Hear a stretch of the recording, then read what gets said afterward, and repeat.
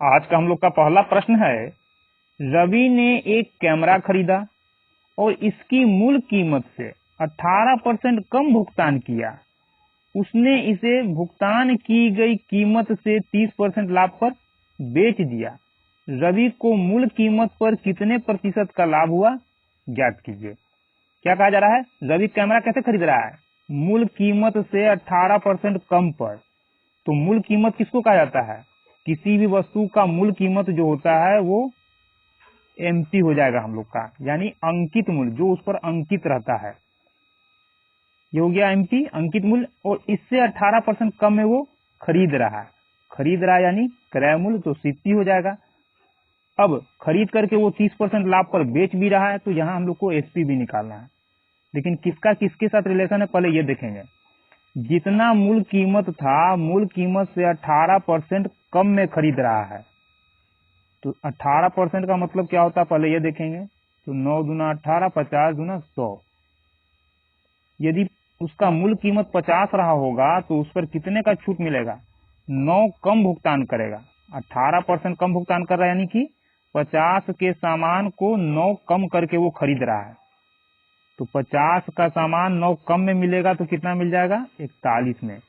ये हो गया हम लोग का मूल कीमत, और ये हो गया जितना में वो खरीदा उसके मूल्य का अनुपातिक मान। कहा क्या जा रहा है कि जितना में वो खरीद रहा है, कहा जा रहा है ना, उसने इसे भुगतान की गई कीमत से 30% लाभ पर बेच दिया। भुगतान की गई यानी कि जितना में वो खरीद रहा है उससे 30% लाभ पर वो बेच दे रहा है। तो 30% का मतलब क्या होगा? 30% का मतलब होता है 3/10। और लाभ हो रहा है तो लाभ हमेशा किस पर होता है? लाभ हमेशा क्रय मूल्य पर होता है। यानी कि यदि क्रय मूल्य 10 तो लाभ कितना? 3। तो 10 का सामान, यानी जिस वस्तु को 10 में खरीदा गया होगा उस वस्तु को कितना बेचा जाएगा? 3 लाभ लेकर, यानी 13 में। ये हो गया हम लोग का लाभ के लिए क्रय मूल्य और विक्रय मूल्य का अनुपातिक मान। हम लोग क्या करेंगे, सबसे पहले इन सभी का एक साथ अनुपातिक मान ज्ञात करेंगे। यहाँ सीपी 41 आया है, यहाँ सीपी 10 है, जबकि दोनों एक ही वस्तु का सीपी है, तो दोनों सीपी क्या होना चाहिए? सेम होना चाहिए। तो इसको हम लोग सबसे पहले सेम बनाएंगे। इस 10 से इसमें गुना करेंगे तो यहाँ भी गुना करना पड़ेगा, और इस 41 से इसमें गुना करेंगे तो यहाँ भी 41 हम लोग को गुना करना पड़ेगा। तो कितना हो जाएगा? एमपी हो जाएगा हम लोग का 500, सीपी हो जाएगा हम लोग का 410, और एसपी हो जाएगा कितना? गुना करेंगे 13 एकम 13 के 3 हाथ में 1, 13 चौक 52, 1 53।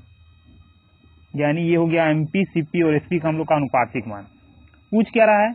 रवि को मूल कीमत पर कितने प्रतिशत का लाभ हुआ, यानी मूल कीमत से कितना ज्यादा में बेचा उसका प्रतिशत लाभ ज्ञात कीजिए। तो 500 का सामान कितना में बिका? 533 में। लाभ कितने का हो गया? 33 का। तो प्रतिशत लाभ के लिए क्या करेंगे? तुलना किया जा रहा है मूल कीमत से, तो भाग देंगे हम लोग मूल कीमत से ही। तो बटा हो गया 500 इंटू प्रतिशत बदलने के लिए 100। काट देंगे, डबल जीरो से डबल जीरो, 5 छक 30, 5 छक 30, 6.6% का लाभ। ऑप्शन नंबर 2 हम लोग का आंसर होगा। हम लोग का अगला प्रश्न है, एक थोक विक्रेता 25,000 रुपए का माल खरीदता है, यानी जो माल खरीदने गया है उस सामान का दाम कितना है? 25,000 रुपया है।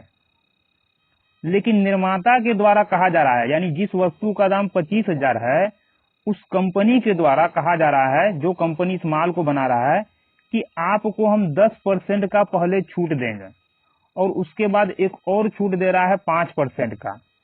दोनों छूट के बाद माल का निवल मूल्य ज्ञात कीजिए, यानी छूट के बाद उस वस्तु का मूल्य कितना हो जाएगा, ये हम लोग को ज्ञात करना है। किस वस्तु का? जिस वस्तु का दाम 25,000 है। तो सबसे पहले छूट किस पर दिया जाता है? छूट हमेशा एमपी पर दिया जाता है। छूट देकर के क्या करेगा? निर्माता यानी बनाने वाला कंपनी व्यापारी से बेच देगा, यानी सेल कर देगा एसपी। एमपी और एसपी का बात हो रहा है। कितने परसेंट का छूट दे रहा है? पहले 10% का। तो 10% का मतलब कितना होता है? 1/10। और क्या दे रहा है? छूट। छूट किस पर दिया जाता है? हमेशा एमपी पर, यानी जिस वस्तु का अंकित मूल्य 10 उस पर 1 का छूट दे करके वो व्यापारी को बेच देगा। तो 10 का सामान व्यापारी को कितना मिल जाएगा? 9 में। लेकिन कह रहा है कि इसके अलावा भी आपको हम 5% का एक और छूट देंगे।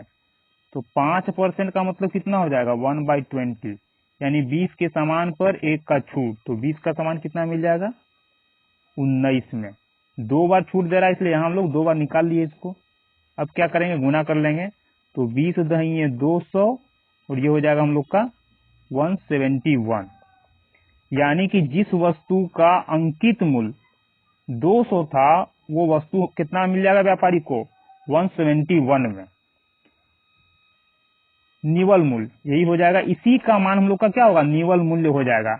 यानी निर्माता जो है बनाने वाला कंपनी जो है जितना बेचेगा वो क्या होगा इसका मान होगा, और इसका मान हम लोग निकालेंगे या बिना निकाले हुए बना सकते हैं। कैसे, जो भी निवल मूल्य होगा वो इसका गुणज होगा, यानी 171 से कटने वाला होगा। और 171 किसका गुणज है 9 और 19 को गुना करने के बाद आया है, यानी कि हम लोग का जो भी निवल मूल्य होगा वो 9 और 19 से कटने वाला ही होना चाहिए। अगर डायरेक्ट बनाना चाहते हैं तो यहाँ हम लोग चेक कर लेंगे कि 9 से कटने वाला कौन ऑप्शन में है। तो 2 2 4 3 7 7 14 14 5 19, 19 9 से नहीं कटेगा, ये नहीं होगा हम लोग का। 2 1 3 2 5 7 5 12 और 5 17, 17 भी 9 से नहीं कटेगा। 2 1 3 3 6 6 6 12 12 5 17, ये भी नहीं कटेगा।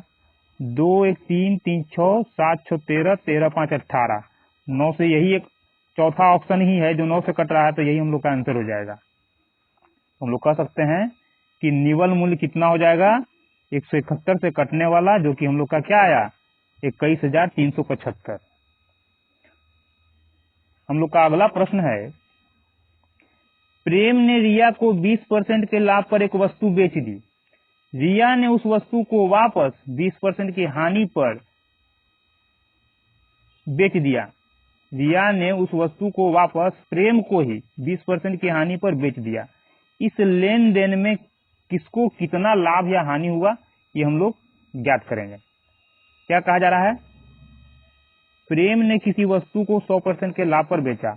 मान लीजिए कि प्रेम किसी वस्तु को 100 रुपया में खरीद कर ला रहा है, तो वो रिया को कितने में बेच देगा 20% के लाभ पर, यानी 100 का सामान इसको बेच दिया कितने में 120 में। अब क्या कहा जा रहा है, रिया ने उस वस्तु को वापस प्रेम को 20% की हानि पर बेच दिया।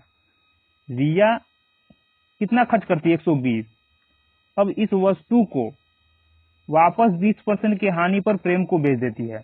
तो 120 का सामान कितना में बेचा जाएगा 120 का सामान रिया बेच रही 20% के हानि पर, यानी 80% पर। तो 80% का मतलब क्या हो गया 80/100, यानी 120 का 80% जो आएगा उतना ही यहाँ होगा। निकाल लेंगे 00 10 10 12 8 96, यानी कि प्रेम को कितना बेच दिया गया 96 रुपया में। तो कहा जा रहा है कि इस लेन देन में किसको कितना लाभ या हानि हुआ, कैसे निकालेंगे। तो सबसे पहले यहाँ हम लोग देख रहे हैं कि प्रेम का अपना पैकेट से कितना रुपया खर्चा हुआ था 100 रुपया खर्चा हुआ था। अब हम लोग देख लेंगे कि प्रेम के पास अभी कितना है 100 रुपया का सामान। जैसे ही प्रेम क्या करता है रिया को बेचता है, तो प्रेम के पास आ कितना गया 120 रुपया, क्योंकि यही वस्तु इसको बेचा गया। और जैसे ही रिया को बेचा गया तो वस्तु आ गया रिया के पास और प्रेम के पास आ गया 120 रुपया। अब वापस प्रेम क्या करता है, उसी वस्तु को 96 रुपया में खरीद लेता है। जिस वस्तु को वो रिया को बेचा था 120 में, उसी वस्तु को खरीद ले रहा है 96 में। तो अभी तो प्रेम के पैकेट में 120 रुपया है, जिसमें से 96 रुपया उसको खरीदने के लिए देना पड़ेगा, यानी कि 96 रुपया तो उसका चला गया, तो बचा कितना 24 रुपया। अब प्रेम के पास क्या क्या है 24 रुपया ये बचा हुआ है, और जो सामान रिया को इसने बेचा था प्लस क्या है वो सामान है, वो सामान है। और ये सामान कितने का था, सामान था 100 का। तो ये जितना प्रेम खर्च किया था 100 रुपया, 100 रुपया का माल भी इसके पास आ गया, और प्लस इसके पास 24 रुपया एक्स्ट्रा भी आ गया, यानी कि 100 रुपया पर 24 रुपया का क्या हुआ इसको लाभ हो गया। तो कह सकते हैं कि प्रेम को क्या हुआ 24% का लाभ। इस पूरे लेन देन में प्रेम को 24% का लाभ हुआ। तो ऑप्शन नंबर ए हम लोग का आंसर हो जाएगा, क्योंकि 24% के आसपास यही हम लोग का 25% है।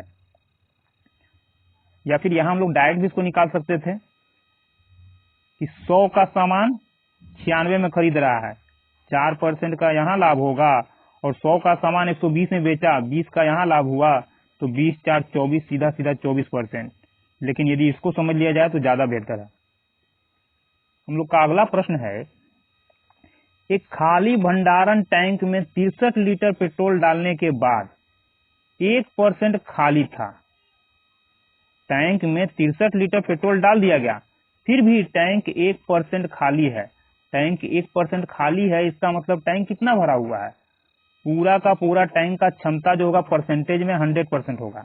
तो 100% में 1% खाली है, इसका मतलब कि टैंक कितना भरा हुआ है? परसेंटेज में 99% भरा हुआ है। लेकिन टैंक में एक्चुअल में पेट्रोल कितना है? 63 लीटर, यानी इसी 99% का मान 63 लीटर है। हम लोग को क्या निकालना है? भंडारण टैंक को भरने के लिए उसमें कितना पेट्रोल डालना होगा, यानी टोटल कितना पेट्रोल उसमें आ सकता है। हम लोग को क्या निकालना है? 100% का मान, टैंक में कितना लीटर पेट्रोल आएगा ये निकालना है, यानी 100% का मान निकालना है। तो क्या करेंगे?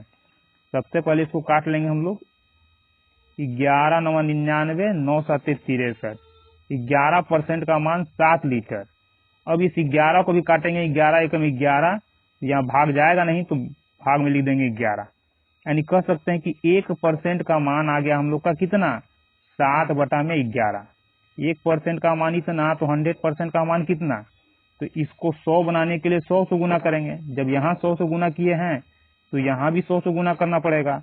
तो एक्चुअल में ये कितना हो जाएगा? 100%, और ये हो जाएगा हम लोग का 700/11।